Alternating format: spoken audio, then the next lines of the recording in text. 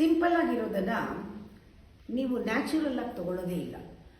Simple ಆಗಿರೋದನ್ನ complicate ಮಾಡಿ, complicate ಆಗಿರೋದೇ natural ಅಂತ ಹೇಳ್ತೀರಾ. ಉದಾಹರಣೆ, ಒಂದು ರಿಲೇಶನ್ಶಿಪ್ ಯಾಕೆ ಕಾಂಪ್ಲಿಕೇಟ್ ಆಗುತ್ತೆ? ನಿಮ್ಮ ಥಾಟ್ ಕಾಂಪ್ಲಿಕೇಟ್ ಆಗಿದ್ರೆ. ರಿಲೇಶನ್ಶಿಪ್ನಲ್ಲಿ ಕಾಂಪ್ಲಿಕೇಶನ್ ಇಲ್ಲ, ನಿಮ್ಮ ಥಾಟ್ ಪ್ರಾಸೆಸ್ನಲ್ಲಿ ಕಾಂಪ್ಲಿಕೇಶನ್ ಇರೋದು. ಯುವರ್ ಕಾಂಪ್ಲಿಕೇಶನ್ ಈಸ್ ಹಿಯರ್, ಅಲ್ಲಿ ಇಲ್ಲ. ನಾವು ಪ್ರತಿಯೊಂದು ಸಿಚುಯೇಷನ್, ಪ್ರತಿಯೊಂದು ಸೀನ್ ಇನ್ ದಿ ಸಿಚುಯೇಷನ್ ಗಮನಿಸಿದ್ರೆ ನಮಗೆ ಗೊತ್ತಾಗುತ್ತೆ ಎಲ್ಲ ನಾಲಾಯಕ್ಕಾಗಿರುವಂಥದ್ದೇ, ಯಾವುದೂ ಲಾಯಕ್ಕಿಲ್ಲ, ಯೋಚನೆ ಮಾಡೋಕ್ಕೆ ಲಾಯಕ್ಕಿಲ್ಲದೆ ಇರೋದನ್ನೇ ತಲೆಗೆ ಹಚ್ಕೊಂಡಿರ್ತೀವಿ, ಅನಾವಶ್ಯಕವಾದದ್ದನ್ನೇ ತಲೆಗೆ ಹಚ್ಕೊಂಡಿರ್ತೀವಿ.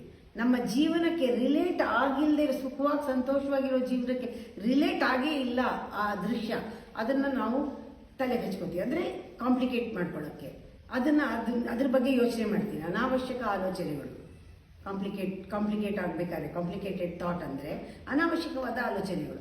ಆ ಒಂದು ಫ್ರೀಕ್ವೆನ್ಸಿಗೆ ನಾವು ಎಂಟ್ಯಾಂಗಲ್ ಆಗಿಬಿಡ್ತೀವಿ, ಸಿಕ್ಕಾಕೊಂಡ ತಕ್ಷಣ ನಾವು ಇಮ್ಮಿಡಿಯೇಟ್ ಆಗಿ ಆ ದೃಶ್ಯದಲ್ಲಿ, ಆ ಸೀನ್ನಲ್ಲಿ, ಆ ಕ್ಷಣದಲ್ಲಿ ಅದು ಸರಿ ಇಲ್ಲ, ಇದು ಸರಿ ಇಲ್ಲ, ಇದು ಹೀಗಾಗಬೇಕು ಅಂತ ಶುರು ಮಾಡಿಬಿಡ್ತೀವಿ.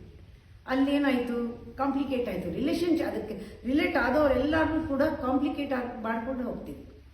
ಆ್ಯಕ್ಚುಲಿ ನಮಗೆ ಬ್ಲೆಸ್ಸಿಂಗ್ ಬರಲ್ಲ. ಬ್ಲೆಸ್ಸಿಂಗ್ ಅಂದ್ರೇ ಅದು ಹೈ ಫ್ರೀಕ್ವೆನ್ಸಿ ಥಾಟ್, ಅದಕ್ಕೇನು ವರ್ಡ್ಸ್ ಇಲ್ಲ. ಬ್ಲೆಸ್ಸಿಂಗ್ ಕೊಡಕ್ಕೆ ಬರಬೇಕು. Art of blessing is high frequency thought.